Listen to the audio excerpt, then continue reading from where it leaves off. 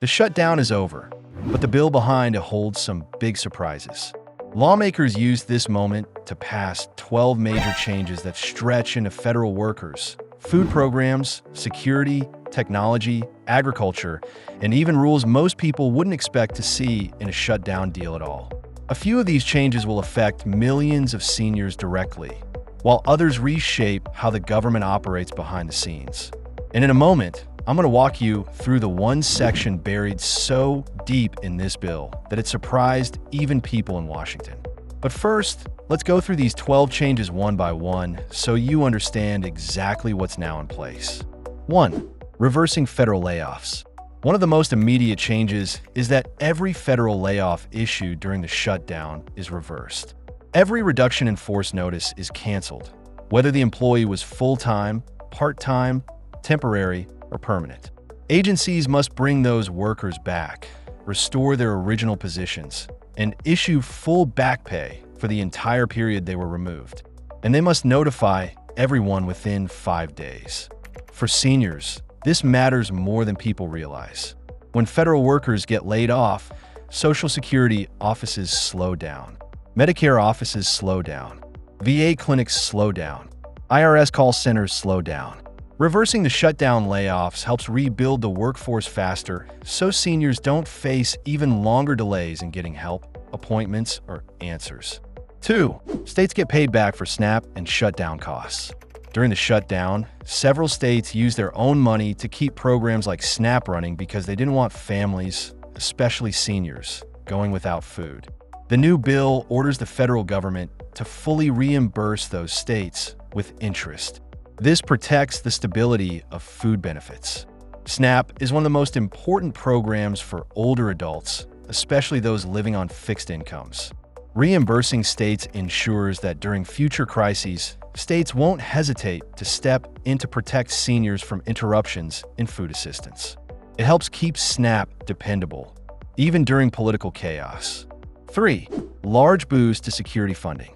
The bill also sends a massive wave of new funding toward security across the federal government. U.S. Marshals receive tens of millions to protect federal judges and high-level officials. The Supreme Court gets new, dedicated security funding. Capitol Police receive upgraded budgets for protective services, training, and mutual aid programs. And Congress gains funding for state office safety upgrades and residential protection. This matters because threats toward public officials have sharply increased in recent years. And when officials or their offices are targeted, everyday workers and visitors, including seniors handling benefits issues, are at risk too. Strengthening these security systems helps protect the people who serve the public. 4. New rules on how senators' data is handled. Deep inside the bill is a new, unexpected rule about how investigators handle Senate data. From now on, if a Senate office's electronic communications, like emails or phone data, are accessed during a federal investigation, the provider must follow strict notification requirements. The bill also creates a formal process for senators to challenge improper access. This change wasn't part of the original shutdown plan, and it caught many people in Washington by surprise. It doesn't affect everyday Americans directly, but it changes the balance of privacy, oversight, and transparency inside government. And it may influence how future investigations operate. 5. New restrictions on hemp-derived products. The bill tightens rules on hemp-derived cannabinoids like Delta-8, Delta-10, and other THC-like compounds commonly sold in gas stations or smoke shops. Congress argues these products were operating under a gray area of the law. The new restrictions affect both how these products are made and how they can be sold. For seniors, this matters because many older adults use hemp products for discomfort, sleep, or anxiety. Depending on the product, availability may shrink. Some products may need reformulating, while others might disappear from shelves entirely. It isn't a full ban, but it's much stricter than before. 6. A major funding boost for WIC. WIC, the program for mothers, infants, and young children, receives more than $600 million in additional funding. This ensures full benefits through 2026. While many seniors don't use WIC personally, Millions help care for grandchildren or younger relatives. In a time of rising food costs, this extra support gives families more stability. And for seniors living in multi-generational households, stronger WIC support helps stabilize the entire household budget. 7. Extended funding for key departments. This bill doesn't just provide temporary funding. It gives full-year funding through September 2026 to major areas like agriculture, military construction, and the Department of Veterans Affairs. That means VA clinics get stable funding for another year. Rural development programs continue without interruption. Military housing and construction projects stay on track. Food assistance and farm programs avoid sudden cuts. This kind of stability matters for seniors, veterans, rural communities, and families nationwide. 8. Ban on Chinese surveillance technology. The bill continues restrictions preventing federal agencies from buying surveillance equipment from companies tied to foreign adversaries, including Huawei, ZTE, Hikvision, Dahua, and Hidera. These companies have long been linked to national security concerns, especially around data access.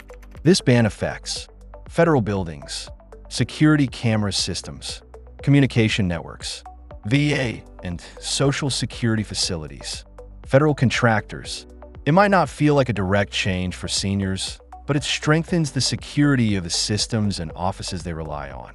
9. Congressional pay freeze. For fiscal year 2026, lawmakers will not receive a cost of living adjustment. Congressional salaries are frozen. While this step is mostly symbolic, it's politically important. After a long shutdown that created hardship for millions of workers, freezing congressional pay helps avoid backlash and signals that lawmakers aren't rewarding themselves during a difficult year. 10. Delay of an FDA food traceability rule. The FDA planned to enforce a major food traceability rule to track certain foods more closely from farm to store. Farmers and grocery companies argued it would be expensive and complicated. This bill delays enforcement until 2028. For seniors, this matters because when compliance costs rise, food prices usually go up as well. Delaying this rule helps slow down potential cost increases at supermarkets, something especially important for older adults living on fixed incomes. 11. New coffee labeling rules for Hawaii. The bill includes new protections for Hawaii's coffee industry.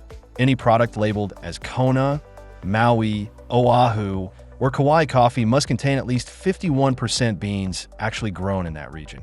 Previously, blends could contain only a small percentage of local beans while still using the name. These new rules protect Hawaiian farmers and ensure consumers get what they're paying for. 12.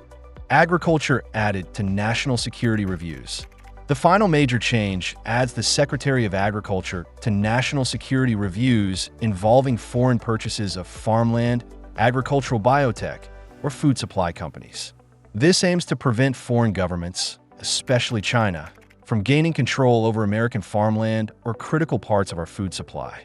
For seniors in rural communities, this helps protect local farming operations, domestic production, and long-term food security. Why this matters? When you look at all 12 changes together, it's clear this bill is far more than a shutdown fix. It reverses layoffs, stabilizes SNAP and WIC, tightens hemp rules, oversees foreign land purchases, delays expensive regulations, boosts security, and strengthens protections across multiple agencies. For seniors, the biggest impacts will be stable food benefits, better staffed federal offices, and stronger safeguards around products and agriculture. But the bigger story is how much lawmakers included during a moment when the country was focused only on the shutdown ending. So what do you think? Should Congress be allowed to pack this many extra changes into a shutdown bill? Or should major decisions like these be handled separately so everyone has time to understand them?